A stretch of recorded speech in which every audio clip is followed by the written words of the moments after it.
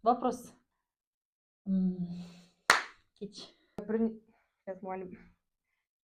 Қайырлы күн, құрметті көрермендер. Бүгін біздің студия төрімізде тарих пәні мұғалімі Балжан Маратовна. Ал Балжан Маратовна, қош келдіңіз. Бүгін біз кішкене сұрақтар қойып сұхбат алайық деп шештік. Алғашқы сұрағымызға көшеміз. Бірінші сұрақ, сіз үшін ұстаз деген сөз нені білдіреді? Қайырлы күн. Мен үшін ұстаз деген сөз ол бағдар беруші, жол көрсетуші, білім беруші және де өзінің нақты шәкірттеріне білім нәрін сусындыратын, беретін бағдар беруші адам. Керемет. Ал екінші сұрағымыз, ұстаздық жолға қалай келдіңіз? Бұл мамандықты таңдауға не жол берді сізге?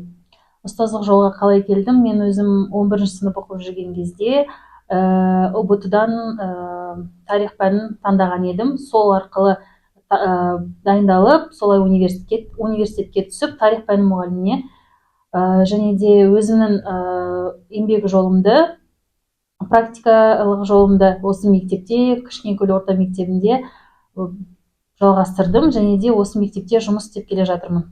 Тамаша. Келесі сұрағымыз, есіңізде қалған ең алғашқы сабағыңыз және ол қалай өтті?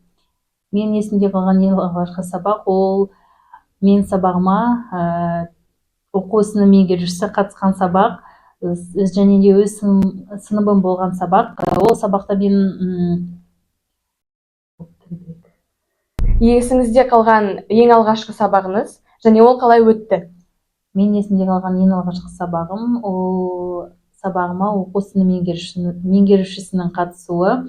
Ол сабаққа мен енді кішкене дайындықсыз келген болатынмын және де балалардың ынтасы арқылы, білімі арқылы сол сабақты алып шықтым бірақ. Өте қызық екен. Қазіргі заман мұғаліміне қандай қасиеттер қажет деп ойлайсыз?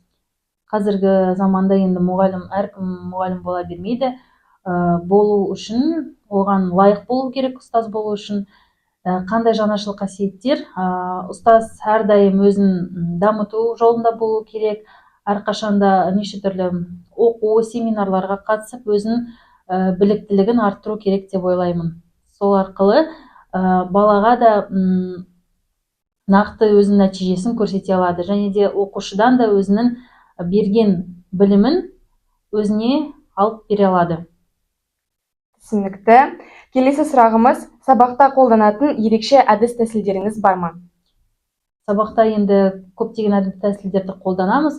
Оның ішінде бізде платформалар арқылы жұмыс істейміз. Қазіргі заманда дамыған жасанды интеллект арқылы балаларға сабақты қызықты жеткіземіз. Тамаша. Келесі сұрағымыз, болашақ жастарға, жас мұғалімдерге қандай кеңес берер едіңіз? Жас мұғалімдерге, жас мамандарға берер кеңесім, ешқашан сынбау керек. Осы еңбек жолына келгеннен кейін нақты дамып, өз біліктілігін арттырып, және де өзінің пәнге деген, жұмысына деген қызығушылығын арттыру керек деп ойлаймын. Өте тамаша кеңестер деп ойлаймын. Көрермендерге, оқушыларға бір айтар кеңестеріңіз, көрермендерге, оқушыларға айтар кеңестеріңіз, тілектеріңіз болса?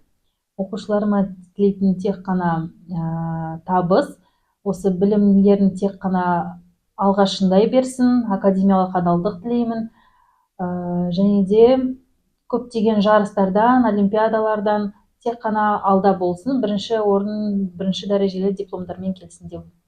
Тамаша. Ал енді қорытындылаймыз. Бүгінгі әсерлі сұхбатымызға рахмет. Болашақта биік шыңдардан көріне беріңіз, жұмысыңыз табысты болсын. Ал біз қоштаспаймыз, келесі бағдарламаға көріскенше.